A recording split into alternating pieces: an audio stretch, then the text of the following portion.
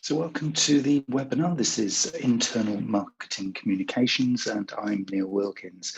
This is a vital topic, and I think as we go into 2021, this is going to become more and more relevant, not only to senior decision makers, but also to people who are working in a marketing role, because there's some huge opportunities as we continue through these slightly unusual times.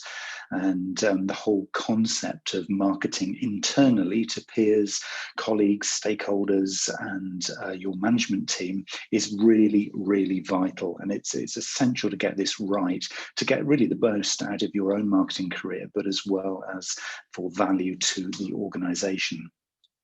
So as we go through this particular session, there's going to be a lot of stuff, a lot of ideas, a lot of things to share. And one of the key sort of things really is to kind of start by defining what we actually mean by internal marketing communications. Now, I guess the name is sort of pretty self-explanatory in many ways, but there's lots of different kind of elements. And depending on what kind of industry you work in, depending on the kind of sector that you're in, and also the style and culture of your organization, it might take on a slightly different spin. So I think it's important to kind of define at the start of this what we actually mean by internal marcoms or marketing communications. So to me, this is the process of sharing, and I think that's going to be a key word that we're going to see as we go through this session, sharing the company's objectives, its goals, its strategy, the products and services and key messages to keep everybody engaged within the organization. And this is to every single employee. So we're kind of using internal marketing communications to sell stories and to market up through the organization as well as down and across the organization. So we're really looking here to do marketing internally to everybody. So there should be nobody excluded. And to get the best results from this, the whole purpose of it is to increase engagement.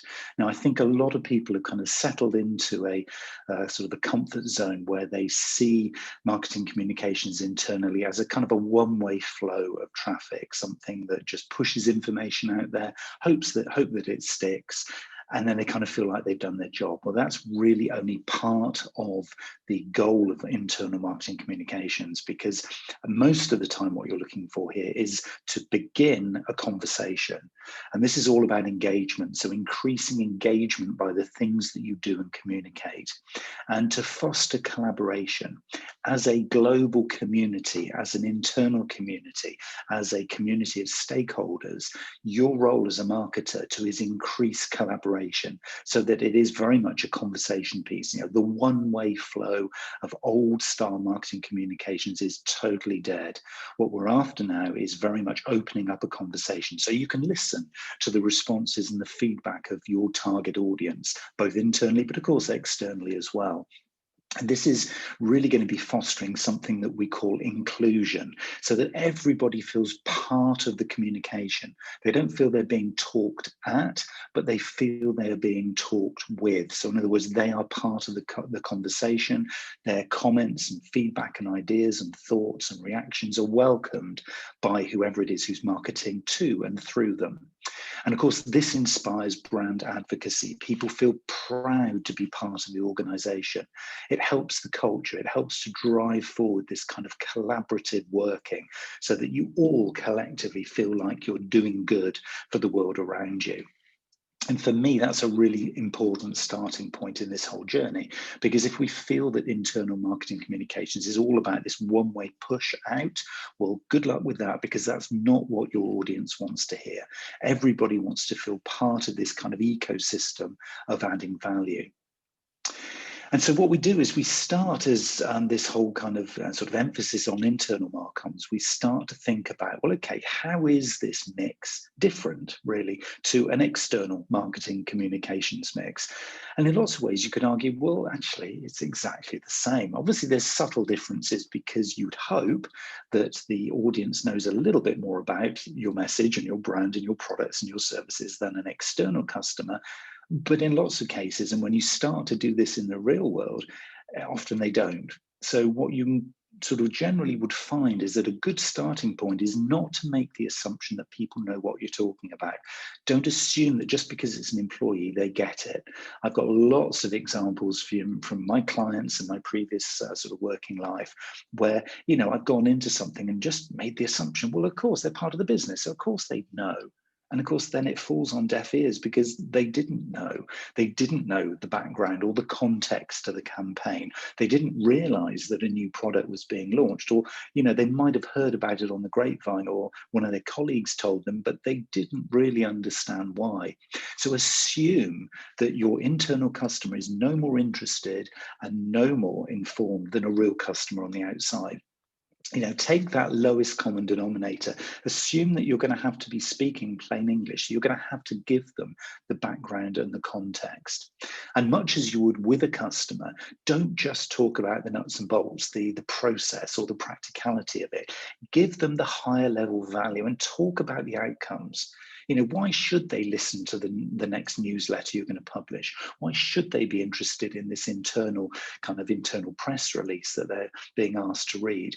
If they see value and they see better outcomes on the other side as a result of listening to it or getting engaged or following or committing something back, then you're more likely to get a better outcome in the end. So think about conversation. And don't start by thinking, okay, we need to just publish this to tell everybody. Because if we take the premise that people really aren't listening and they really aren't interested, then what we need to do is really start to think about our internal marcoms mix as being something that opens the door, opens up this offer of a conversation. And you can see I've already mentioned this word conversation in the first few minutes of this webinar a number of times. It is so vital. The old style of push marketing internally is not working. It really isn't. And I think if you've been responsible for an intranet, if you've been responsible for kind of getting others on board within your organization, you'll know this is true. You'll know that people just are too busy, or at least they perceive they're too busy to listen to yet another announcement from the business, or yet another thing published on the intranet, or, oh, here's another thing in my inbox. So what we need to do is really kind of up the ante here and really kind of think fundamentally about actually what we're trying to achieve and how we're going to do it, and do it in terms of the value to the target audience. So think of your internal marketing as being pushing out to an internal customer. And if we start to think of it in those ways, it really then helps us to position our internal marketing as something that's really going to add value to the business. And it really starts to position marketing really at the core of any kind of strategic or tactical conversations that are happening around the business. And that is also very, very important, because what we want to be able to do here is to be seen as the go-to. I need to go and talk to marketing because clearly they've got their finger on the pulse, or I need to go and ask marketing this or that. So if we can start to position ourselves really as the hub of internal communications, it allows us both to become a trusted ally of the business, but also to really manage what I would call a consistent narrative. In other words, we can ensure there's a consistent way that things are communicated, not just that they're on brand, but that the style and tone of voice of how conversations happen in the business are starting to be managed consistently. So we don't see these great big peaks and troughs of, oh, I like that campaign, I understood that, but I didn't understand what they were talking about over there. We can start to see there's a real kind of consistency of message, not only what we're pushing out, but also how people receive and then respond to it. So people start to share, they start to engage. And of course, this is going to have a huge knock-on benefit to wider stakeholder engagement, because if those people then are able to share it with their customers externally and internally, if they're able to talk about this in a business development sense because they get it, they get what we've communicated to them, then they can start to view this as a little bit of kind of personal training. And often if we position internal marketing communications as a training and development opportunity, it allows us to think about it very much from the customer's perspective. So it's really important from a marketing perspective within the organization that you kind of get that and start to put that into practice. It's also important for you personally, and this is always a really, really good one, because then we can really start to take ownership of this. If we think about marketing from a sort of, as we might term, an ivory tower perspective, in other words, we're always looking inward, then it's of no use to anybody at all. And you were going to be no use to anyone at all. Career development in a marketing sense, and using internal marketing communications in 2021 is all about collaboration. It's all about aligning yourself with positive, proactive opportunities and messages. It's allowing you to be seen as, wow, they're always making something happen. Wow, if I need to know something, or if I need to get some insights into something, I'm always going to turn to that person in marketing because they just seem to have their finger on the pulse.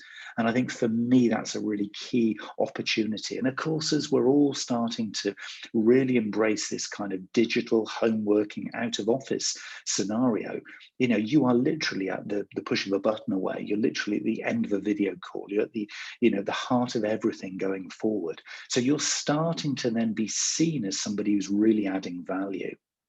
And from your own perspective, it starts to ensure that you are taking the perspective of all stakeholders within the business.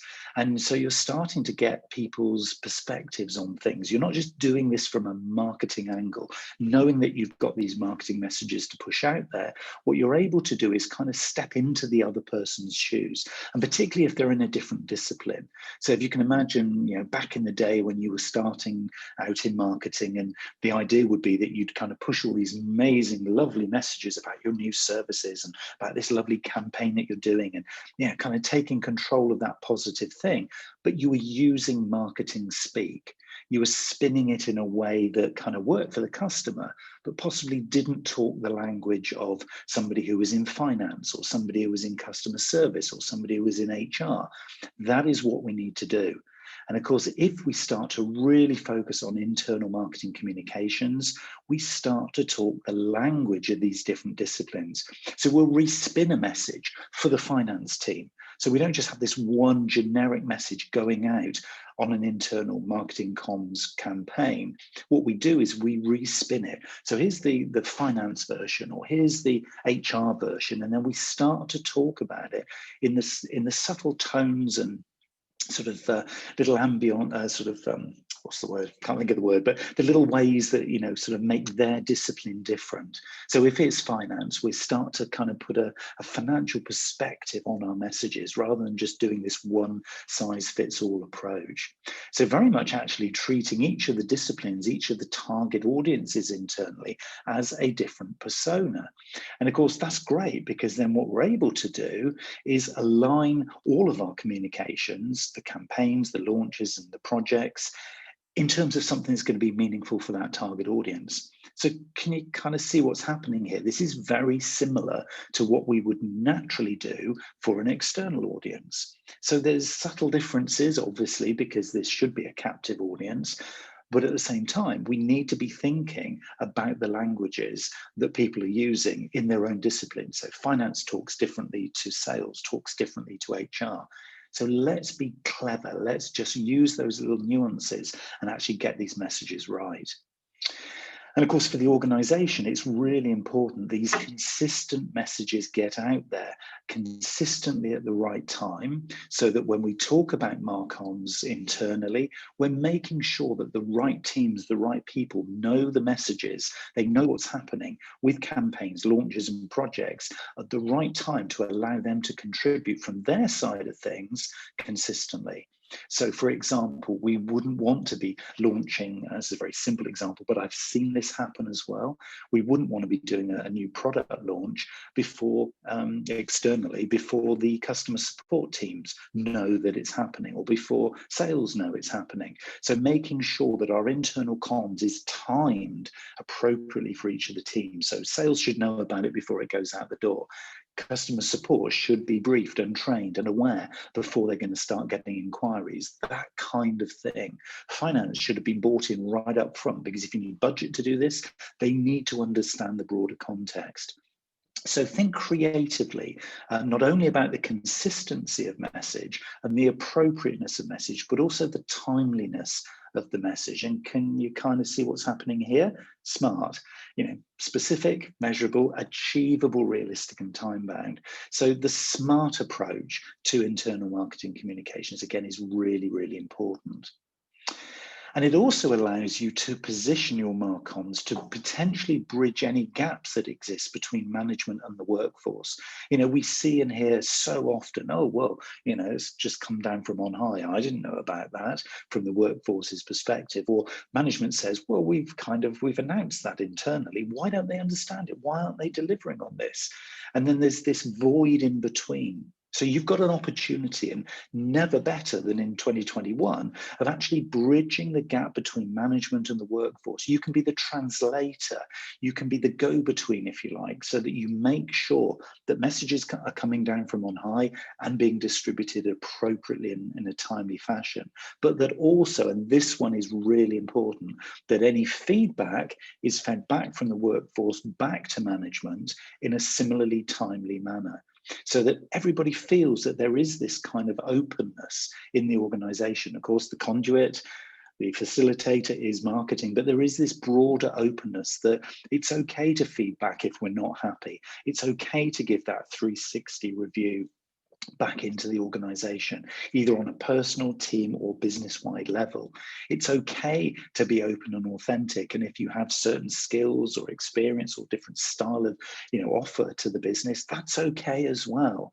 So we're all starting to play to strengths and kind of sort of backfilling any sort of weaknesses that we have, and it's okay to share that openly and publicly within the organization. So as far as the business is concerned, it opens up this kind of new style and culture of collaboration. We know that as a global community, we're all kind of coming together to get through this pandemic. And we know that. We know as a UK, just going through Brexit, we've all got to kind of come together to kind of work out how we're going to do this from a business sense. And so as an organization, we know that we've got to come together to ride the storm or the ups and downs of these uncertain times. So by doing effective internal marketing communications, it allows us to create this open, authentic culture of collaboration. And from a business perspective, from a management perspective, and from a workforce perspective, really, what's not to like? So it's now absolutely vital to be thinking about internal comms in your broader marketing plans. At this time of the year, we're starting either to create the plans for the rest of the year, or we're starting to implement our current plans. So if you haven't already done so, I would strongly recommend you go back and have a look at any plans you've got. And this is particularly kind of external customer communication or promotional plans. And actually look in there and see, well, where can I factor in, dovetail into certain points in these plans, the internal comms piece. So if we have this perception that we're kind of all in this together, the idea of community within the business is really, really key and important.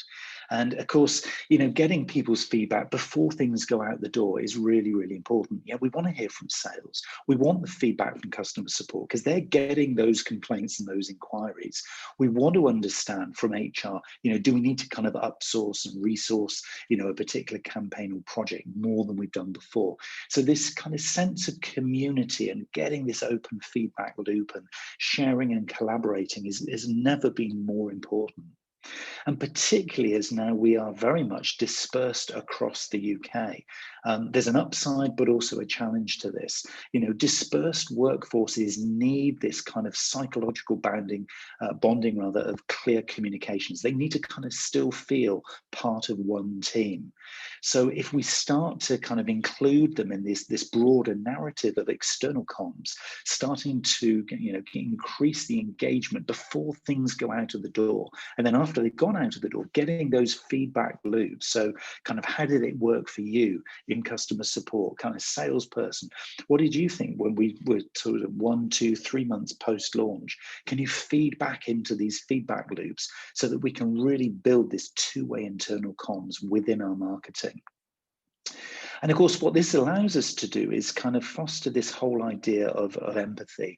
I'm finding myself, as a number of other sort of commentators and sort of researchers and auditors of this whole broader marketing thing going on right now, finding that we're seeing and hearing this word empathy coming at us from all different angles. And it really is the new leadership mantra. And so all the time, be thinking about empathic marketing communications, thinking about how is this approach to marketing making my customer feel? How is it making my external customer, but now even more importantly, how is it making my internal customer feel? Am I doing this on their terms? Am I doing this for their benefit? Because it's only by being empathetic to their situation that we're actually going to be able to do this continuous improvement in the way that we communicate them, the timing, the process, the tools that we're using to communicate with them. It's only by being really sort of having empathy at the heart of everything we do, really kind of feeling the response that we're getting back from them, that is actually going to make this work. And of course, your top talent right across the organization. I'm looking at marketing here, but I'm also looking at others within the organization. You can help to retain the top talent, because the top talent, and you might be one of these people, and you possibly are one of these people. If you are, or top talent in the organization, you already know that you can provide value elsewhere. So to keep top talent in the organization, it begins with effective communication. The top talent wants to know they're valued. The top talent wants to know that they can provide their ideas, their opportunities, their observations, and their feedback into an organization that is very, very receptive to hearing their views. And if they don't feel that they're being listened to, and this could be you as well, if you don't feel you're being listened to, there's opportunities out there. And this is now a global recruitment and HR development opportunity. You can get a job in Silicon Valley without ever leaving the UK. That you can work for that Hong Kong startup without ever going out of England or Wales or Scotland, because we're working in a digital economy now. So top talent knows that. So effective internal marketing communications helps to protect the relationship of those in the organization who have huge opportunities now knocking on their door. They know that if they've got a solid LinkedIn profile, they can be off and working elsewhere. So having internal comms in your marketing plan helps to protect that relationship with your top talent. And again, if this isn't something that's on the table within the organization, in its monthly meetings, in those kind of constant sort of communications that are happening at a leadership level, but also at a marketing level, then it needs to be, because that top talent is going off either to the competition or to a new sector. So it's really important to remember this is all about keeping in touch all the time with the people who really matter in your organization. So those are some of the reasons why we'd want to be doing this. But one of the areas that I really want to touch on is kind of, well, how are you going to do this? Now, you've only got to do a Google search for what is the best internal comms technology or platforms, and you will be presented with literally thousands, and I do mean thousands because I've done it, I've had a look at this, thousands of different tech things that you can do to build this kind of internal intranet or this internal comms suite, if you like, of communication tools. Now, if you are already, as an organization, totally embedded into something like Microsoft Teams, and obviously for lots of us now, that is a go-to place because of the whole Office 365 and video conferencing and the whole kind of Teams thing, then a lot of this is going to be a given. But there are lots of little tools, lots of little add-ins, lots of little plugins that you can put into that scenario, into that platform to create added value. So do your research, find out what are the things that you could put in there that might add just that little bit of sort of subtle difference, that little bit of subtle added value. But if you're coming at this from ground zero, so you actually don't have any kind of communication platform apart from something maybe like Zoom, or you're just, heaven forbid, just still using email and nothing else, then there's a whole suite of things that you can bind together, or you might want to use these as one-off things. The apprentices at Cambridge Marketing College, for example, are now using Slack for both real-time chat, but also for sharing resources, for sharing files. They're sharing sort of interesting links for sort of marketing communications. and for social media best practice and the like. So, you know, that Slack is a very, very sort of popular one. If you want to be going down much more the publishing route, then something like a shared blog site could be of interest to you internally. And of course, you can make these things all password protected, so they're not available to the rest of the world. So they can be used as a sort of a micro intranet, if you like. And blogging is a really good one there. If you've got a lot of content to be sharing sort of broadly. Things like Trello, if you're looking to do collaborative sort of project management, Trello is a very, very interesting one, which allows you to, as a community internally, start to kind of view campaigns and projects and launches in a collective sense. And so the list goes on. So I've got on screen quite a few here that are worth going and exploring to start with. Some of these are very well known, some of these are smaller kind of startups.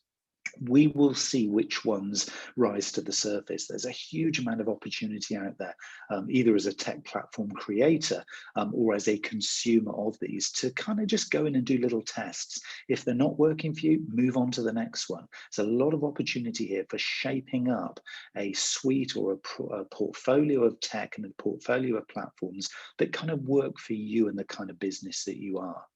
What I would say, though, going forward, is that you don't want to necessarily just bind yourself into desktop versions of your chosen platforms. I would say that as we come out the other side of this whole kind of lockdown pandemic scenario, people will start to travel again. So in hand, in palm of hand, app-based platforms where there is a desktop version, but there is going to be going forward a mobile version, are going to be the ones that are going to score. Because at the moment, yes, we are tied generally to our desktops where it is a bigger screen, but you want something that's going to give you that mobility on the other side of this lockdown as well. So I'd always say just have that at the back of your mind, because, you know, we do want to get back out into a more mobile marketing sort of scenario. So any that do offer that kind of sort of geographically friendly or mobile in the palm of your hand version as well are probably going to be the ones that are going to be there for the long term. But have a little play, decide what your goals are, decide what you're trying to achieve, and then just go and spend a little bit of time just figuring out which ones you think would probably resonate the best within the organization. And don't be surprised that people don't just jump straight in and share the enthusiasm that you have from the word go. Because what we want to try and do is kind of help people and guide people, almost hold their hand through this whole idea of introducing internal comms within the organization. You will find that there will be a lot of tumbleweed moments, as I call them, where you just kind of sit there and say, well, I put all this stuff out there, I followed all the rules, I did everything that Neil suggested would work, and nothing's happening. Nobody's listening, nobody's engaging. And you just sit there looking at a blank screen with all this lovely stuff that you've done, but there's no conversations. So you've got to be patient. But one of the things that you can do is start to think about getting very, very targeted engagement from certain named individuals. So I'd suggest you get a buddy. So get somebody who is probably not in marketing, but that you know well in the organization, to help you kind of test and tune that choice of platforms, but also the way that you communicate.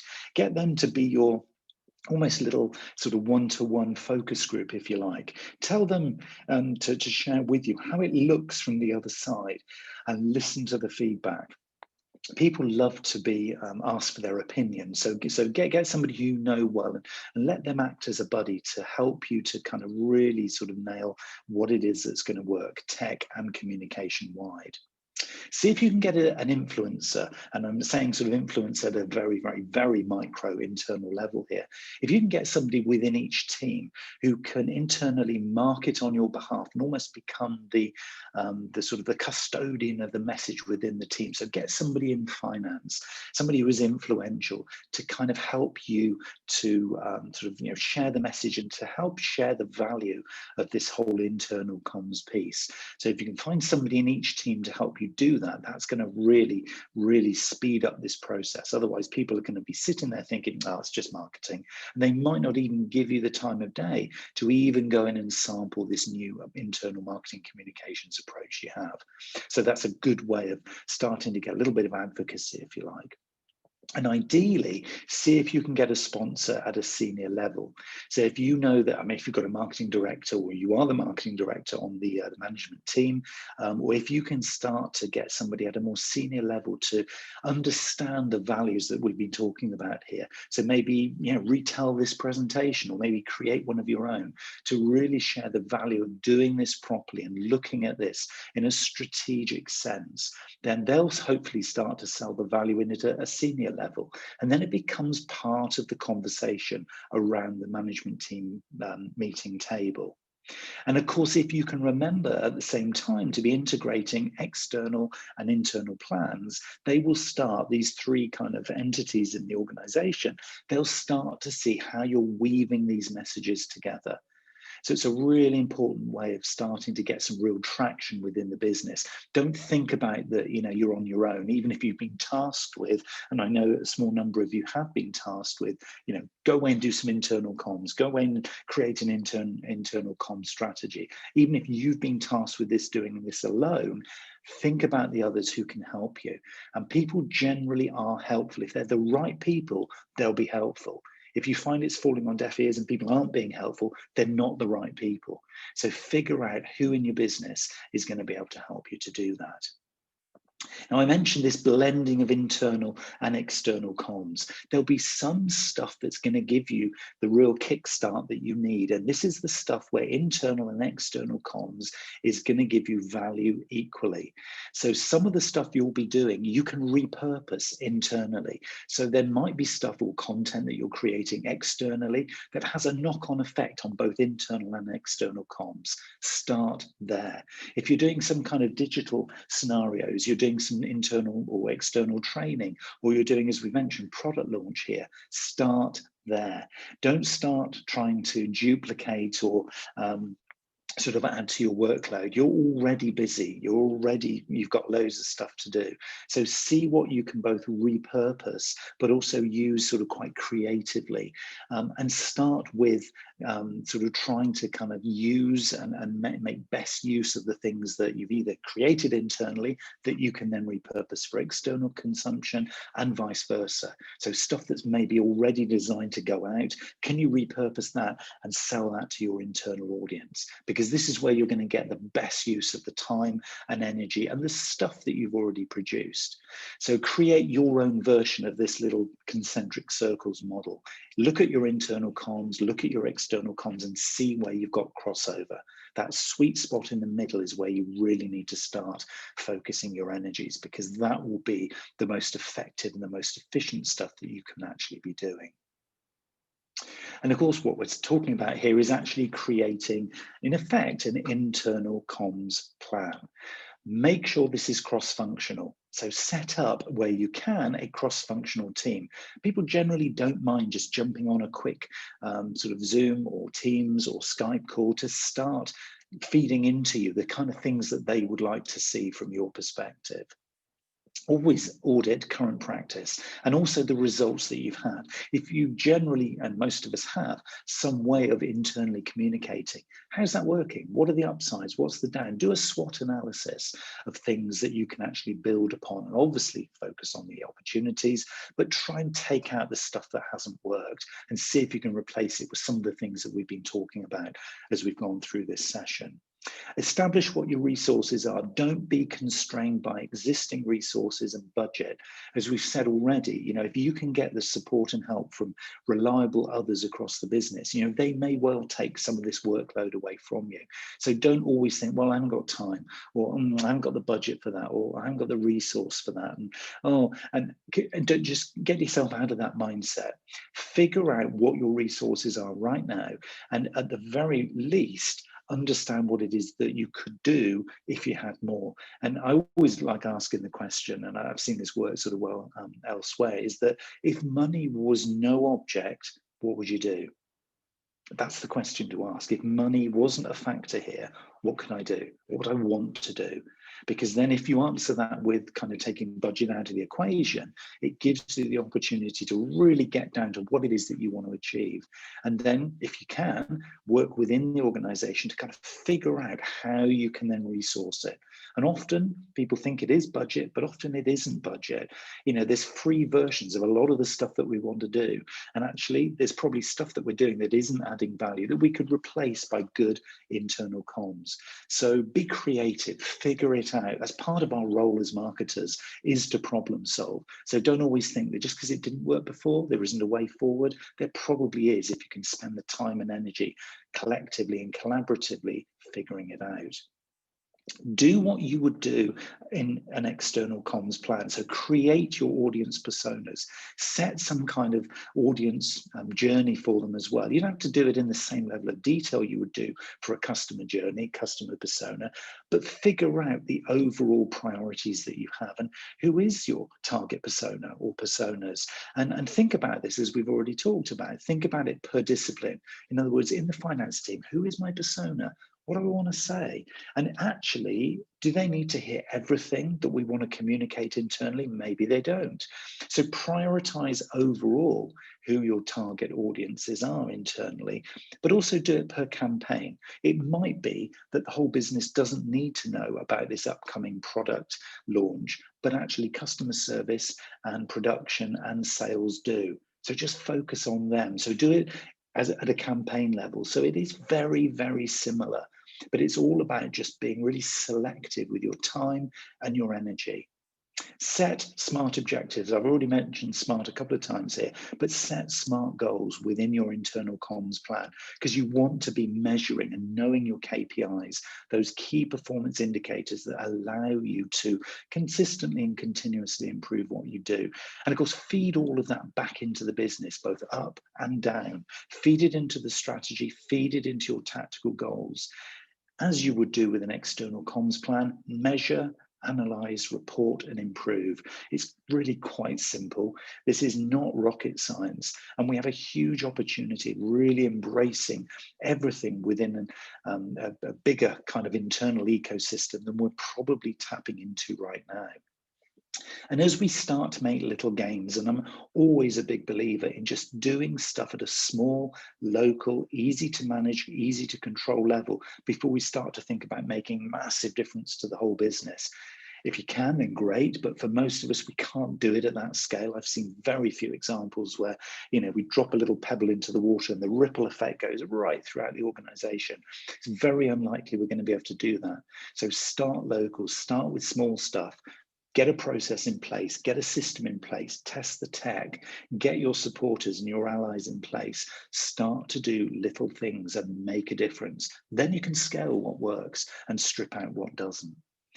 And one of the big things I want to share with you, and this is kind of like the ultimate goal, I guess, because I guess you could be sat there thinking, yeah, okay, get the theory, just want to get started, but what's it going to look like? What is something that would actually be like a practical case study or scenario? So I want to kind of round off this session with kind of sharing with you how would this or potentially look in practice? And this was probably one of my most successful internal comms processes. And what I was tasked with doing, and it was quite a big thing because this was right across a very large organization, and they asked me to create a sort of like a multi-level, if you like, sort of plan or multi-level process that allowed people or the audience within the organization to pick out what was relevant to them.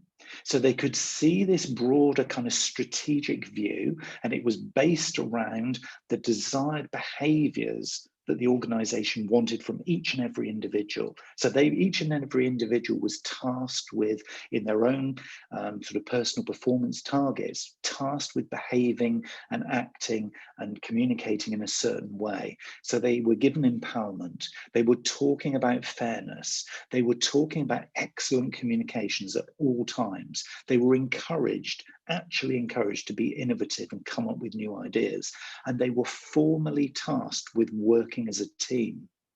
So what I was tasked with was coming up with a personal development schedule or program that was to run across the whole year. So this covered 10 months of the year. We created it in January, we began it in February, and in December we sat down and we assessed and analysed it. And it wasn't that everybody had to buy into every single step in the journey. They could pick and mix from the things that were relevant to their goals, and they could then understand how it would deliver personal value to them. So when I talk about openness, I talk about authenticity, and I talk about empathy. This was really creating a plan that we could sell up into the organization at a director and board level that said, look, we're ticking your behavioral goals that you want for everybody in the business. But then we could sell it down into the business by saying, and you don't have to do everything. But what we're going to offer to you, and you've got to select some, and of course what you can do is you can select the things that you need to upskill in from this suite of opportunities. You've got to select some lunch and learn sessions. So we put out, and this was before the pandemic, just before the lockdown and stuff. So these were face-to-face, but of course we can do this digitally. We offered a lunch and learn session. So this was a 1 hour lunchtime session, and you had to bring your lunch with you. So this wasn't part of your working day. You had to commit to taking your lunch break, and you came along to a lunch and learn session where we would teach you in an interactive workshop, so quite immersive. We teach you certain things like how to become more digitally extrovert, how to refine and redefine negotiation in your role. So we would upskill them in certain things and then show them from the organization's perspective the value that would add both to them in their career development, but also the spin-off benefit to the business. And so they could then say, okay, well, I've got 1 hour of CPD, 1 hour of learning. Great, so I've learned something, but also actually I've ticked the box from the business perspective. So yeah, I committed an hour of my time, but and 1 hour in the course of a month, well, that's fine. And actually, because I'm really sort of finding this quite relevant to my role, I then sign up for the masterclass. So then there was a half-day event for each of these 1 hour lunch and learns where people then could do a deeper dive. So obviously only a proportion of those people who came to the lunch and learns would come to the masterclasses, but they could then, because it was relevant to their goals or their aspirations or maybe some of the weaknesses in their personal development plans, they could then buy into a masterclass, which would show their boss, but also show them personally how they were committing to self-improvement. So it was this lovely blend between what the business needs and what the individual needs. And so I just constantly come back, and I always sort of see this in my mind's eye when somebody talks to me about internal comms and says, you know, how can we improve this? How can we improve that? I've always got this whole kind of position of internal comms as a marketer of sitting between the board level and sitting between the workforce. So I could then sort of be thinking about how can I translate what they want and what they need with what they want and they need. So it just gave me that lovely kind of bit in the middle where I could see I could be a friend to one side, but I could also be a friend to the other. So I'm not saying you've got to kind of use this particular approach for your own organization. It may or may not be relevant, but maybe there's little things that you can do. I think, you know, put in things like training. Lunch and learns are lovely. People just get that. They understand what that is. And it doesn't have to be a full hour. You could say, here's a 20-minute little burst of information. Here's a little 20-minute briefing on something. And then, of course, the follow-up is the deeper dive. And I think what you'll do is once you introduce this, maybe as a bit of a pattern, a bit of a rolling schedule, people start to build new habits. So that's what we're trying to create here. We're trying to give great value right across the organization, up and down and across to peers. We're trying to do something that is of value to others. We're trying to do something that gives a little bit to ourselves as well. So it makes us feel good, but also makes us look good. And it helps us develop skills that, you know, we can then take out potentially to our customers. And what is not to like about a win-win-win-win-win scenario? So for me, internal marketing communications is so much more than just putting out a bulletin, just updating the intranet and just putting something out and hoping. It's all about really stepping into our internal customers' shoes and making them really feel a valued part of the organization. And if that becomes the wave of feedback that we get, then I think as marketers internally, we're probably starting to do something right. So that's what I wanted to share in this session. Hopefully you found that so a few ideas and things to sort of be able to take forward. If you're not in a role at the moment that does talk about internal comms and you're not responsible for the intranet and you kind of you're sitting on the periphery of that, just maybe think about some of these things as just good practice of being a business citizen, being good within your organization. So the caring and sharing approach is just a good way of being part of an organization. So some of this will just be nice practice as a marketer, but some of this stuff hopefully will have been valuable to you in terms of creating internal comms plans, launching your next campaign or product launch, or just being able to report better up and down within the organization. So hopefully you found that useful. I'll be very interested for any feedback. So there will be a message thread wherever you see this. And if you're watching this on catch up, do ask, as always, any questions in the message thread below. I hope you found that of interest. We'll be continuing our little series of monthly webinars, which hopefully we'll find useful. So yeah, send me any feedback, positive or negative. Yeah, DM me if you do have any questions. And I look forward to welcoming you onto a session like this again very soon. Thanks for coming. Thanks for lasting all the way through this webinar. I look forward to talking to you again very soon.